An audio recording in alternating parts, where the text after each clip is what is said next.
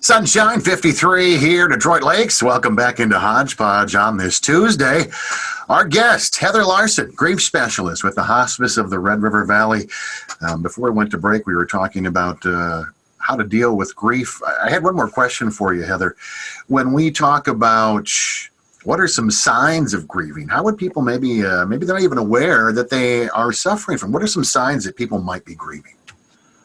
Sure, that's a great question. I think that can present itself maybe in just changes in mood and behavior a little bit, and that sometimes we don't really recognize that in ourselves. But it's certainly if somebody close to you mentions that they're noticing changes or just differences in you, then maybe it's time to take a good look at that and just, pay attention to that. Maybe a lack of interest in some of the normal interests and hobbies that you have, and just, how you're feeling in general. Heather, what about children? What about young kids? Obviously, during this pandemic, some kids are back in class a couple days a week. They're doing the hybrid, some are at home. But it's been a tough summer for parents. It's been a tough spring and summer for kids. What about our kids? What should parents be looking for if they start to notice some of these symptoms of grief of the children? Absolutely. It's really kind of similar to what I just said as far as maybe changes in their mood and behavior. Are they acting out a little bit more? Do they seem a little bit more down, or have they lost maybe some interest in their normal activities or hobbies? And oftentimes just paying attention to those things. How are they sleeping at night? Are they expressing any difficulty with that? And just, kind of cueing into different things they may say, even in respect to their own physical health. Sometimes grief presents itself physically, and so they may complain of having a tummy ache or a headache or, some of those things. And certainly adults can feel that as well. Heather, we want to talk about some classes that are being offered here in the fall, and a little different look, obviously, during the COVID-19 pandemic. What classes are being offered right now, Heather? Yeah, we do have a nice, robust program coming up this fall, and we've really had to take a look at what the needs are with the pandemic and everything going on. All of our classes are going to be offered virtually through a Ring Central program that software that we've been using, which really looks very similar to Zoom, which I know a lot of people are pretty familiar with now, whether you like it or not, right? Correct. So we have a mindfulness and grief class that's being offered next Thursday evening. That would be Thursday, October 1st, and that's from 6 to 7:30 p.m. And that'll just take participants through some of the mindfulness practices that we're learning that can be very helpful in coping positively with grief and anxiety and depression. So we'll be doing some visualization practices, meditation, and just talking about healthy ways of coping during that class. How do folks register for these classes, Heather? You can register by calling our 1-800 number or register online at our website. Our phone number is 1-800-237-4629. Our website is www.hrrv.org.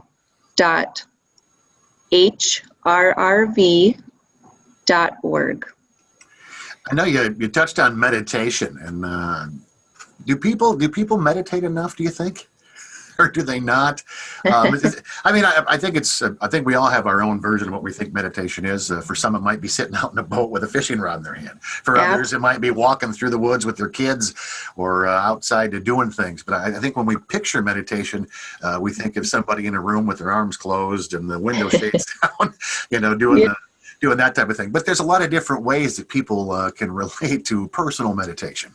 That's right. Yep. And I think that the key piece of that is being present, right? And so you can be present and in the moment when you're out fishing or taking a stroll through the woods. And I do think that that's an area that can be so helpful in quieting our minds, helping with some anxiety, and just, helping overall stress, which we know has been high for many people with this pandemic, and then especially for those when you add a loss of a loved one in to that as well. So I definitely think it's important to take the time to do that. Maybe something that our society isn't always the best at, because we're kind of we need to be busy, we need to be doing things, and so I think we've gotten away from that a little bit, but hopefully we'll see that kind of turning around again.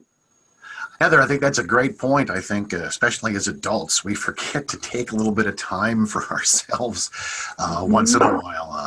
If you've got kids or family, of course, during this pandemic, the whole thing has changed our entire perspective on how we do things. And sometimes as adults, we're so worried about being the strong one and not ever showing any emotion in front of family, friends, and kids that we forget once in a while as adults we need to take a break as well and just decompress a little bit and unwind. Because let's face it, during what we're going through right now, during this pandemic, I can't think of a single person's life who has not been affected by the changes that we've had to endure right now during the COVID-19.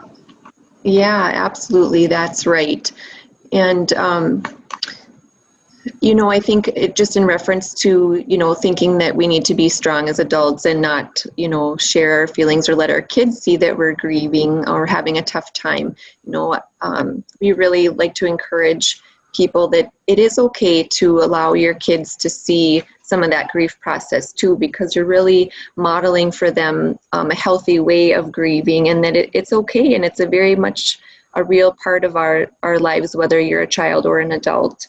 And so we really encourage, open communication within families, and modeling that, mom and dad can have a tough day, maybe they're sad or having a tough time, and we can talk about that, and then we can, get up and go do something else, play a game or make dinner, or, and continue moving forward.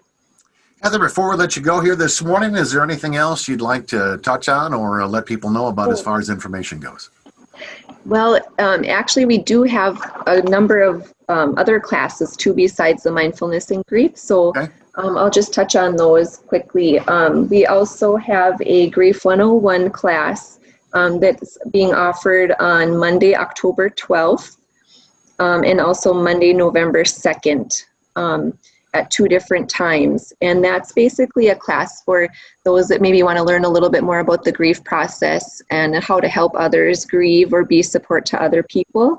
And then we have a Journeying Through Grief, and that is a class designed for those that are newly bereaved, so have had a recent loss, and are just looking for that extra information or validation about the grieving process and what they can do to kind of cope through those earlier days and weeks. We're doing a memory pillows class for kiddos. That'll also be virtual. We're looking at offering that from ages 8 to 16.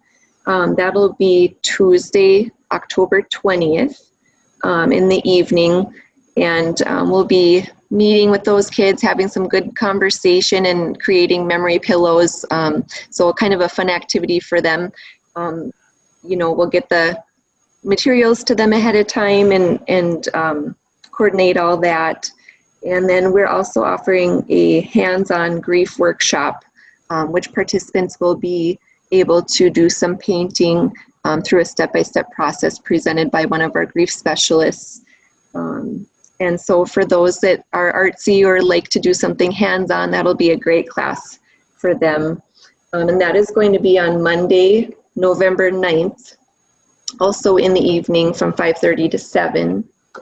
And of course, probably one of the most important classes we're doing is Grief During a Pandemic. This is a new class, and I think it's going to be something that a lot of people are needing right now. And that class is going to be Thursday, September 24th from 1 to 2:30 p.m. and also again in the evening from 6:30 to 8 p.m. Again, all these classes are free. They're virtual. We do request registration up to a day prior to the class. But certainly, we always want to make sure everybody can join. So just call, even if it's that morning or the day before. And yeah, I think I covered all of them. I think you got them all. Good. Again, give out your phone number for folks who maybe want to touch base with you directly, and then we'll remind folks about how they can register online for those classes. Yep, so whether you're contacting me directly or to sign up for some of these classes or groups, our phone number is 1-800-237-4629. And again, that website is www.hrrv.org. And we also have a great range of support groups that are going on monthly too.